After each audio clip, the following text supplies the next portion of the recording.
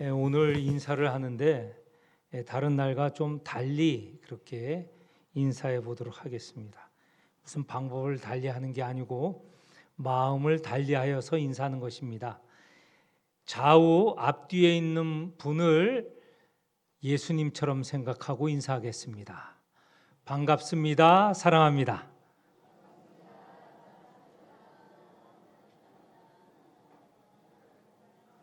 좀 더 달라진 모습인가요? 네, 다시 인사하겠습니다. 앞뒤 옆에 계시는 분이 예수님이시다. 그냥 그렇게 흘리지 마시고 진짜로 그렇게 생각하고 인사하겠습니다. 인사하시겠습니다. 좀 달라지시네. 예, 감사합니다. 오늘 주제와 연관이 되었기 때문에 이렇게 인사를 해 보았습니다. 조선말 또는 대한제국말, 대한제국 시기에 박성춘이라는 백정이 있었습니다. 백정은 그 당시에 신분이 가장 낮은 사람이죠. 그래서 사람 취급을 받지 못했습니다. 저 아이들도 백정은 하대하는 그런 시대였습니다. 박성춘이 가만 보니 선교사들이 와서 가르치는데 자기와 같은 백정 신분도 가르치는 것 같아요. 그래서 자기 아이도 거기에 보내어서 공부를 할 수 있게 하였습니다. 아이가 가서 배우는데 그동안은 까막눈이었는데 글도 알고 또 지식도 늘어나는 거예요. 굉장히 잘 보냈다 하는 그런 생각을 갖게 되었죠. 한 번은 이 박성춘이 콜레라에 걸리게 되었습니다. 콜레라는 당시에 이게 죽을 병이거든요. 이제 죽는다고 누워 있는데 그때에 두 사람의 선교사가 찾아와요.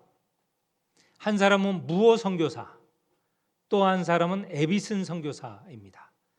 무어 선교사는 자기 아들을 보낸 곳에 가르치는 선교사였고, 또 다른 사람은 의사인 에비슨이라는 사람입니다.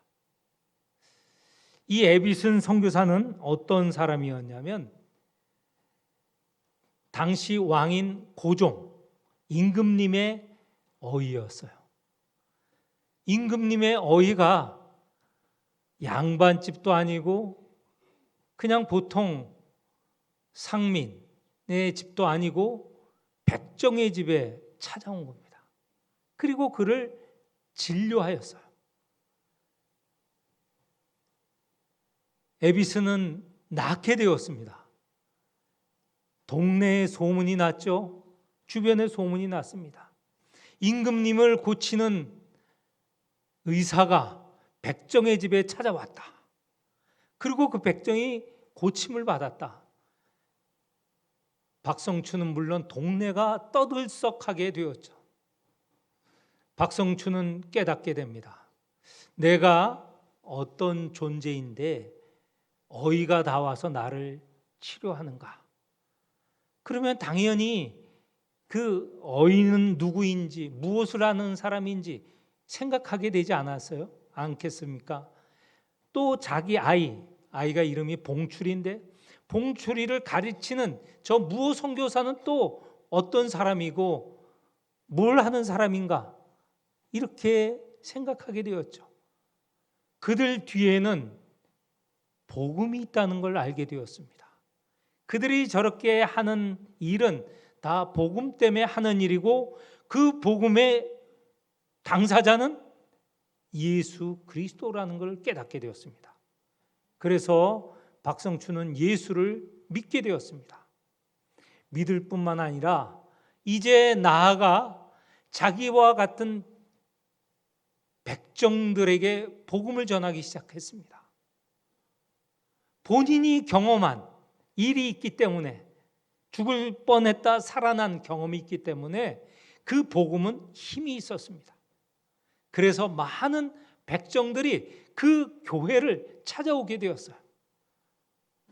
박성춘은 이 서울, 이 곤당골 교회라고 하는데 나중에 이제 승동교회가 됩니다. 저 합동층 교회입니다.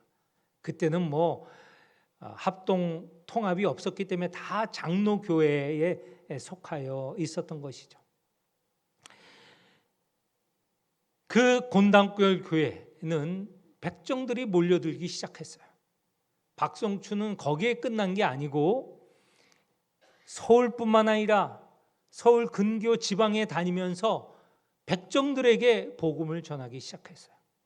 수원에도 백정들이 모이는 교회가 세워졌습니다. 19세기 말 나라가 어려운 시기였죠. 일본의 지배에 넘어가던 시기였습니다.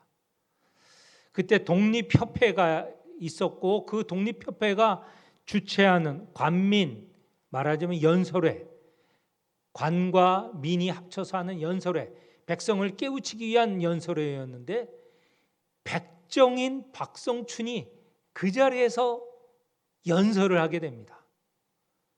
백정은 저 뒤에 있어야 되고 감히 앞서지 못하는 이인데 거기에 연설을 하게 됩니다. 연설의 주제는 충군 애국입니다. 당시 아직 왕이 있었던 시기였기 때문에 고종 왕이 있었던 시기에 왕을 충성스럽게 모시고 애국, 나라를 사랑하자. 이 백정이 할 연설의 주제가 놀랍지 않습니까? 나라를 위해서 연설을 하였던 것이죠. 많은 이들이 감동을 받았습니다. 저는 백정이 아니었던가? 그런데 어떻게 저런 연설을 할 수 있는가? 그 마음에 무엇이 있었습니까? 복음이 있었고 예수 그리스도가 있었던 것이죠. 박성춘은 복음을, 예수 그리스도를 누구를 통해서 알게 되었는가? 무호 선교사 그리고 에비슨 선교사, 이들을 통하여서 복음을 만나고 예수 그리스도를 만나게 된 것이죠.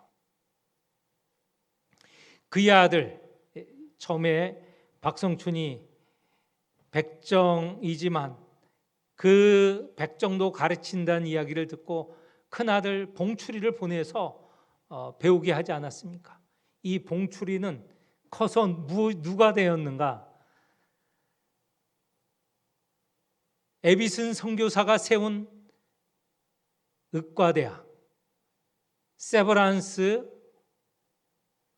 병원, 연희대학교, 이게 다 합쳐서 연희대학교가 되지 않습니까?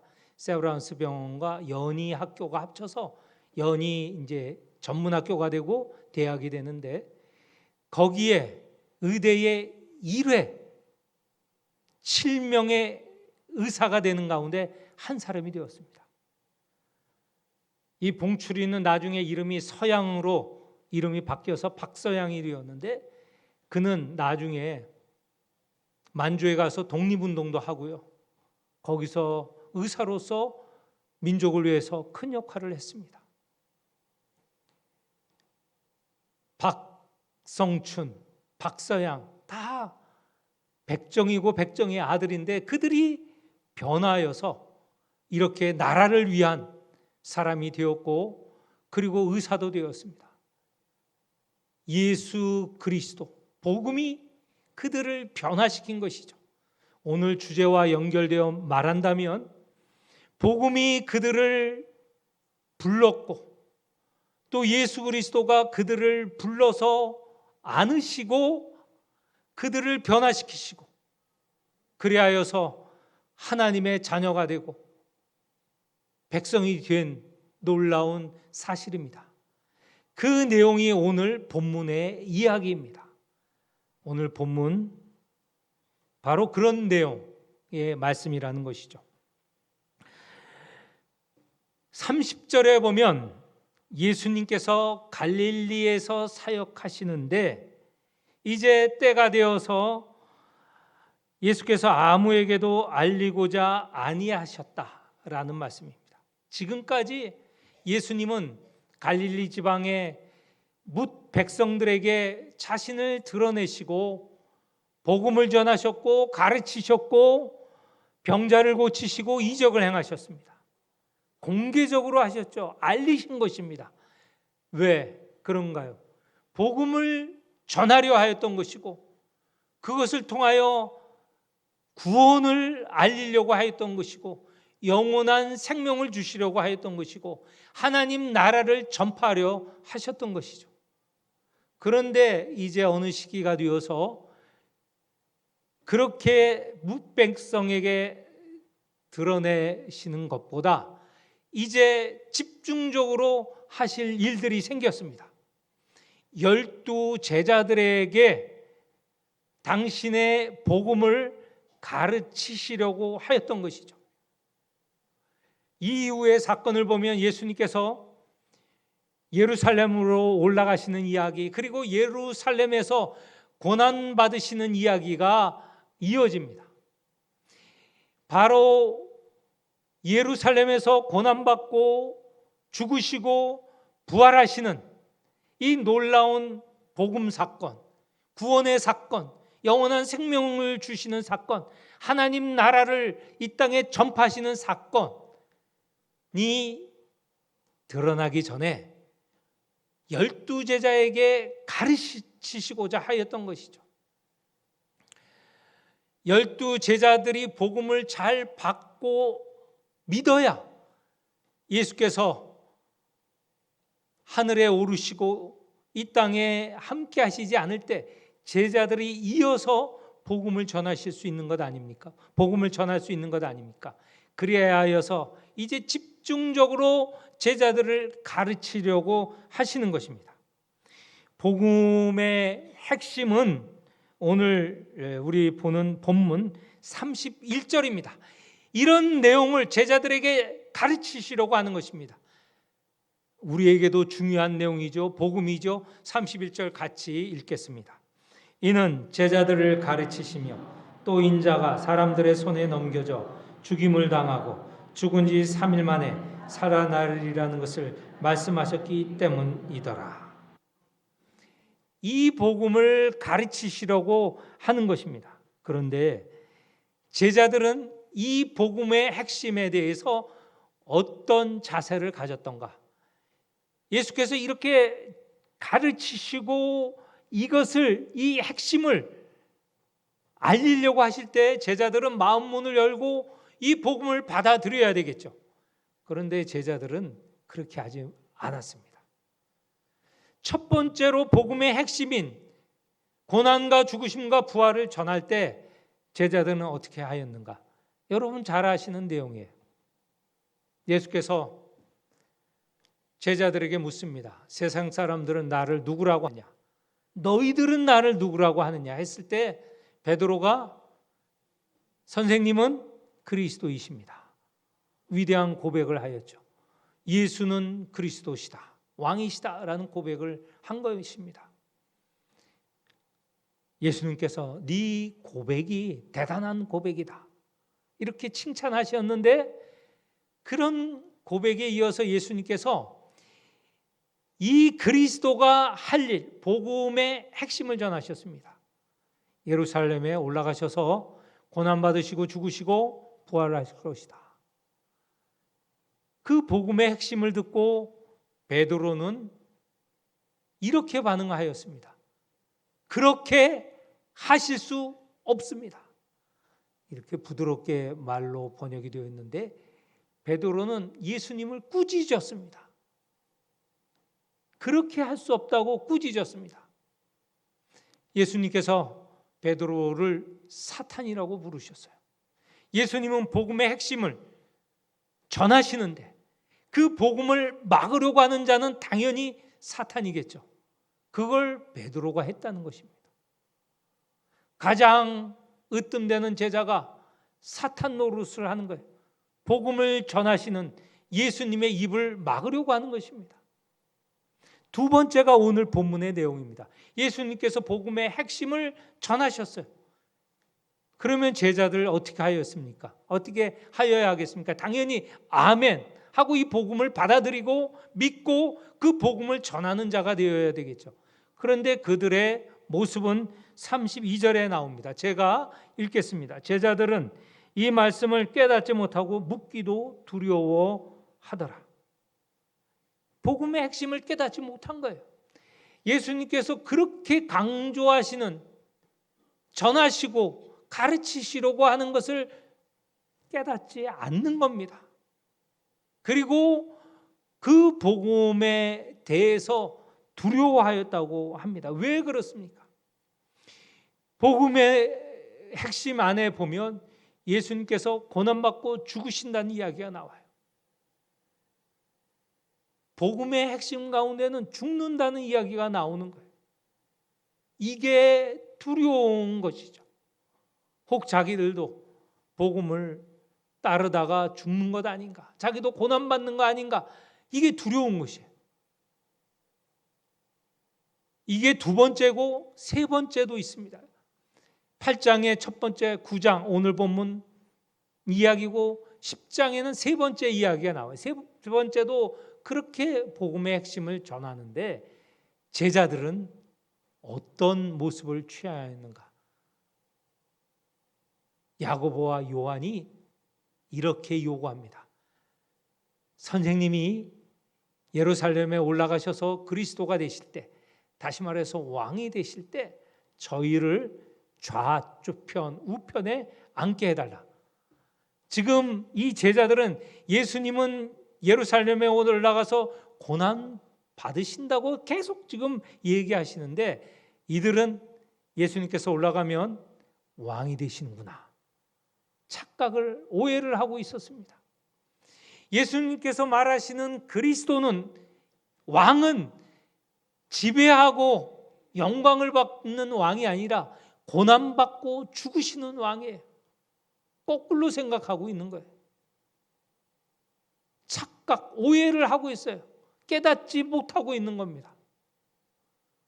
그것이 오늘 본문 두 번째 이 말씀, 복음의 핵심을 전하였는데 제자들의 모습 역시 마찬가지입니다. 깨닫지도 못하고 하는 모습이 이후에 33절 이하에 나옵니다. 이제 예수님께서 이 제자 12명을 데리고 가버나움 집에 들어가십니다. 이 가버나움 집이라는 것은 베드로의 집입니다. 베드로의 집에, 거기가 선교 전도의 이 베이스 캠프거든요.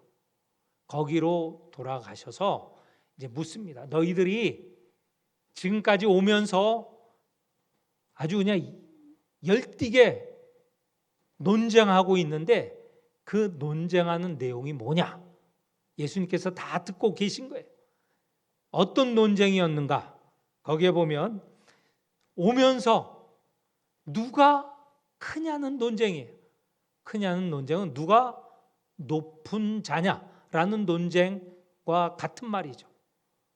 그 12명 한 사람도 빠짐없이 다 서로 누가 크냐는 논쟁에 가담했어요. 베드로도 마찬가지고 야고보와 요한도 마찬가지고, 그러면 남은 9 제자는 그 세 제자가 논하는 것에 잘 듣고만 있고 우리는 저들보다 좀 뒤에 떨어지니 듣고만 있었는가? 아니에요. 세 번째 10장에 보면 이 야고보와 요한이 서로 높은 자리에 올라가는 걸 예수님께 요청했을 때 다른 제자들도 열받았어요.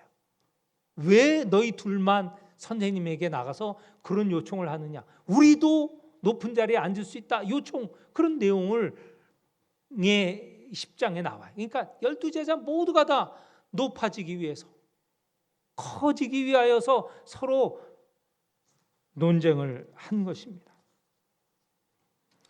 그런 제자들에게 다시 복음의 핵심을 가르쳐 주십니다. 35절입니다. 우리 같이 읽어보겠습니다. 35절.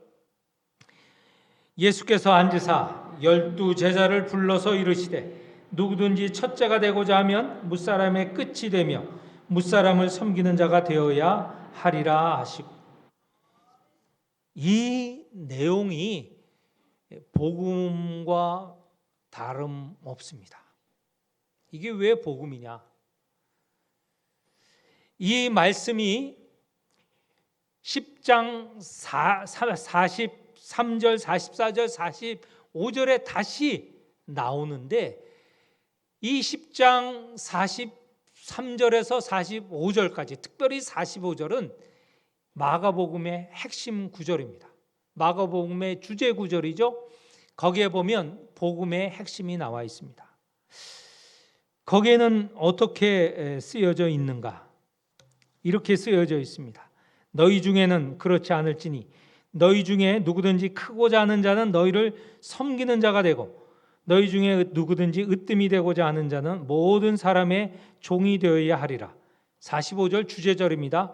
인자가 온 것은 섬김을 받으려 함이 아니라 도리어 섬기려 하고 자기 목숨을 많은 사람의 대속물로 주려 함이니라. 아멘. 여기 보면 인자가 오신 것은 섬김을 받으려 하는 것이 아니라 섬기려 왔다는 것이에요. 그 섬기려는 것은 다른 말로 표현하면 자기 목숨을 많은 사람의 대속물로 주려 함이라. 이게 바로 예루살렘에서 십자가의 고난, 죽으심, 부활하심에 대한 내용입니다. 예수님이 오신 것은 바로 이렇게 섬기려고 오셨다는 거예요. 섬기려고 오신 것은 그걸 좀 더 구체적으로 표현을 해보면 43절, 45절에 이렇게 표현되어 있습니다. 섬긴다라고 하는 것은 43절에 섬기는 자라는 단어와 이 명사와 동사 간의 관계인데, 섬기는 자는 오늘날 집사란 말로 번역이 되어 있습니다. 이 섬기는 자는 무엇인가? 예수님 당시에 식탁에서 주인이 밥을 먹을 때 그 밥을 잘 드시기 위해서 옆에서 봉사하는 사람이 바로 섬기는 자입니다. 그런데 아까 10장 44절에는 이 섬기는 자를 또 이렇게 표현합니다. 너희 중에 누구든지 으뜸이 되고자 하는 자는 모든 사람의 종이 되어야 한다. 섬기는 자 그리고 종은 같은 내용의 말이라는 거예요. 예수님께서 모든 사람의 종이 된다는 것은 바로 모든 사람을 섬기고 그들의 구원을 위해서, 그들의 영원한 생명을 위해서 자기 목숨을 바치는 일이에요. 이게 복음이 아니고 무엇이겠습니까? 예수님이 이 땅에 오시는 것은 이런 복된 소식, 이런 구원의 소식, 이런 하나님 나라를 전하시기 위하여서 오셨다는 것이죠. 그래서 예수님은 이렇게 복음을 전하시고 당신의 제자들도 당신을 따라서 세상을 위하여 섬기라고 하시는 거예요. 세상의 밑바닥에 가라는 거예요. 세상 사람의 종이 되라고 하시는 거예요. 그것이 예수를 따라 섬기는 일이라는 것이죠.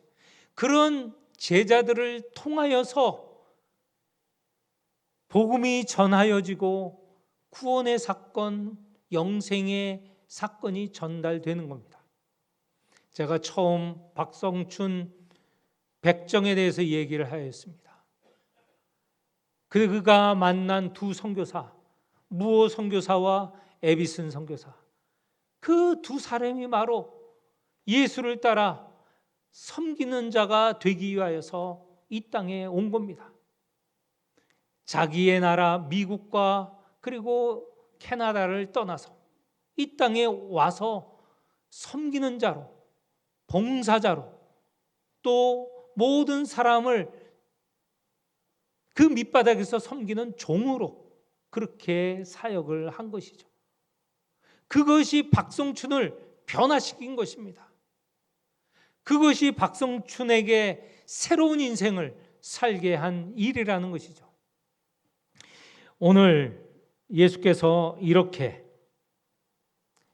너희가 큰 자가 되고자 하면 무사람 모든 사람의 끝이 되고 그리고 그들의 종이 되라고 하셨습니다. 그런데 이 말씀만 들으면 피상적일 수 있어요. 섬기는 자가 되어야 되는구나. 종이 되어야 되는구나.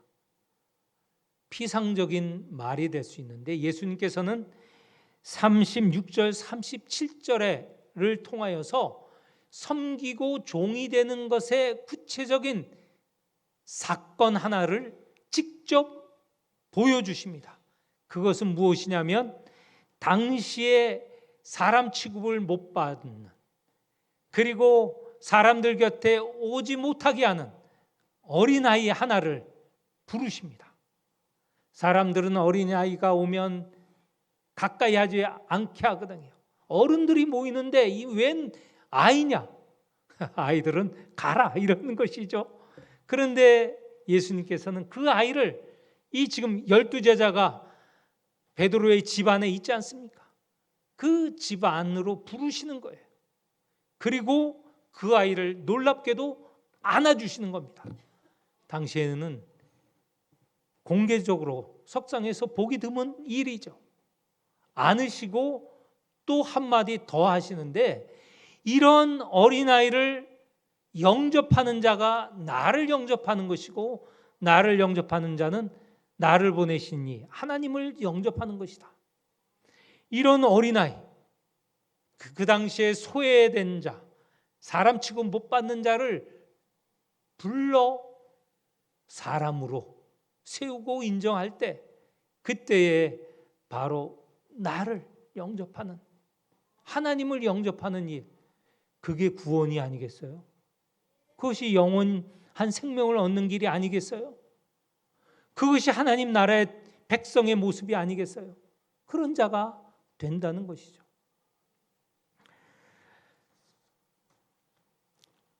(1920년대에) 방정환이라는 분이 계셔요.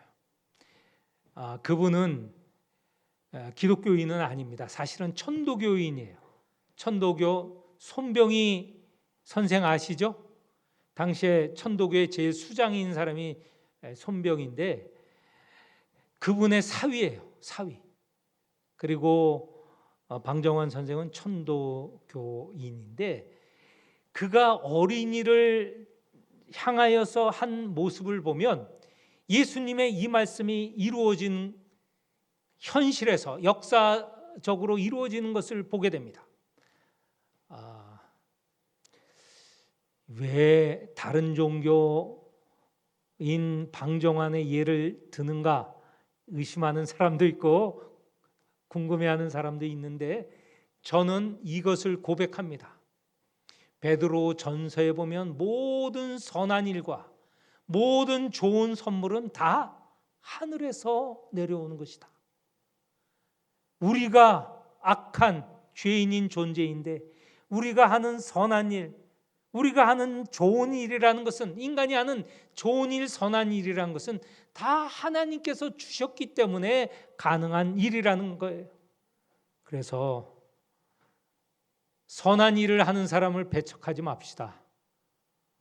함께 합시다 라는 것이 제 믿음입니다. 아니, 성경이 가르치는 가르침이에요. 방정환 선생이죠.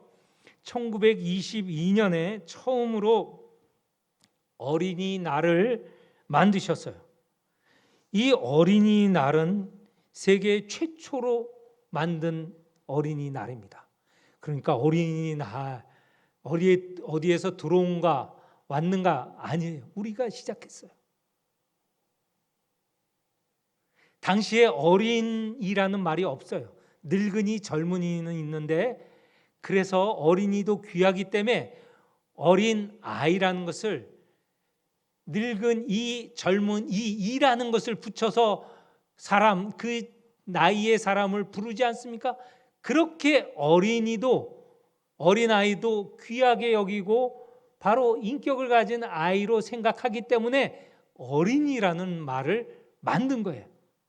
그때부터 어린이라는 말이 생겨났어요. 그리고 그 다음에 어린이날은 1922년도에 제정이 되었고 23년도에는 어린이날 선언문이라는 것을 만듭니다. 거기에 보면 어른에게 드리는 말도 있고 어린 동무들에게 드리는 말도 있는데 몇 가지 말만 언급해 보겠습니다.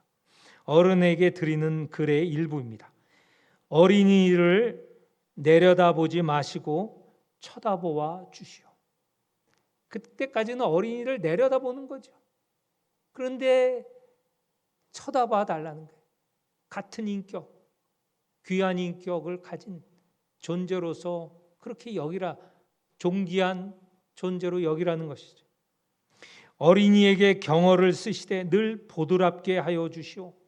어린에게 막대하지 말라는 거예요. 막말을 하지 말라는 거예요. 경어를 쓰라는 거예요. 높임말을 쓰라는 거예요. 그렇게까지 어린이를 높였습니다.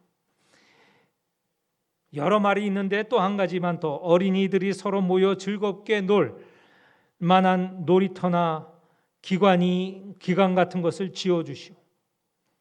이렇게 어른에게 말할 뿐만 아니라 어린이들에게도 말씀하셨어요. 어떤 말이냐? 돋는 해와 지는 해를 반드시 보기로 합시다. 이 어린이에게 하는 말이에요. 높임말이죠, 우선.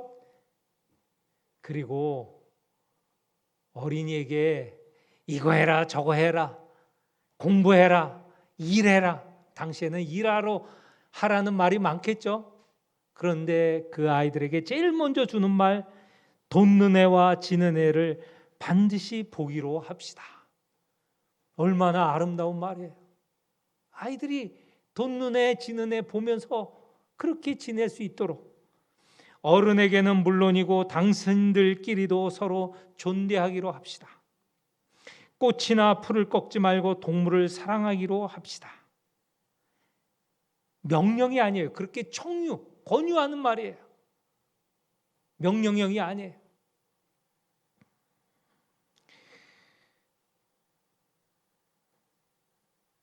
이분은 바로 이런 말씀을 하시고 23년 어린이라는 잡지를 만드셨어요.